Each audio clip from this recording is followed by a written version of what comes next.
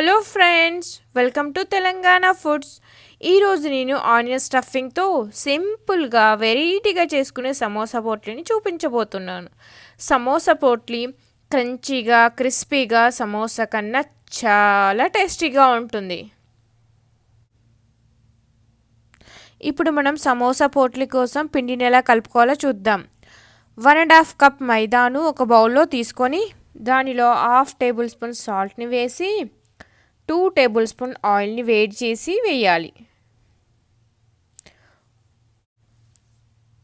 Oil వేసిన తర్వాత oil పిండిలో బాగా కలిసేలాగా కలుపుకోవాలి.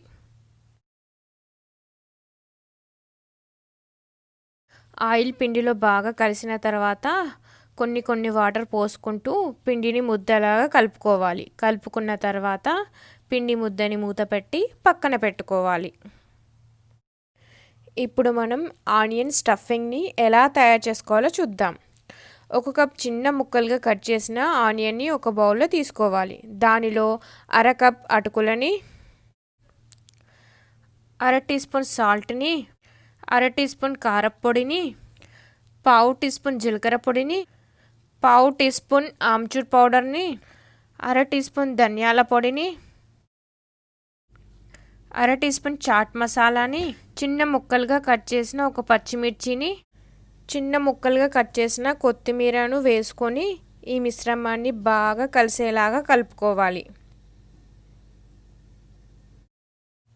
ఇప్పుడు మనం సమోసా పోట్లీ తయారీ విధానాన్ని చూద్దాం.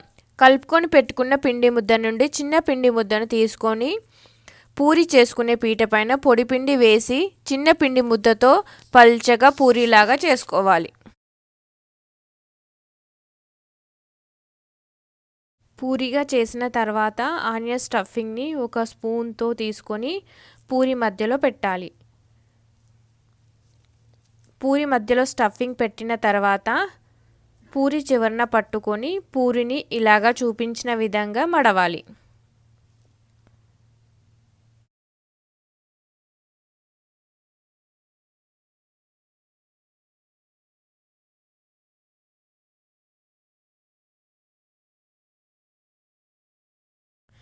ఇలాగా మడిచిన తర్వాత పూరి చివరను ఫ్లవర్ లాగా సరి చేయాలి. చూడండి సమోసా పోట్లీ ఎంత బాగుందో. ఇలాగ మొత్తం పిండిని చేసుకోవాలి. సమోసా పోట్లీ చేసిన తర్వాత చివరన చిన్న పూరి చేసి ఆ పూరి మధ్యలో కట్ చేసి ఒక చిన్న దారంగా కట్ చేయాలి. ఆ పిండి దారం కట్ చేసిన తర్వాత ఆ పిండి దారాన్ని సమోసా పోట్లీ మధ్యలో ఇలా చూపించిన విధంగా పిండి దారానికి వాటర్ని అంటించి ఇలా చుట్టాలి. ఇలాగా అన్ని సమోసా పోట్లీలకు చేసుకోవాలి.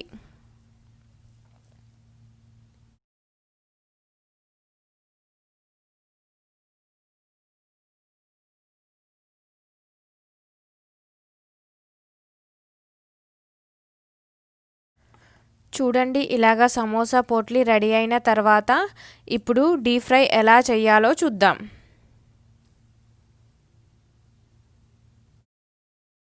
ముందుగా స్టవ్ ఆన్ చేసి ప్యాన్ని పెట్టి డీప్ ఫ్రైకి సరిపడిన ఆయిల్ని వేసి ఆయిల్ వేడైన తర్వాత సమోసా పోట్లీలను వేసి ఫ్రై చేయాలి.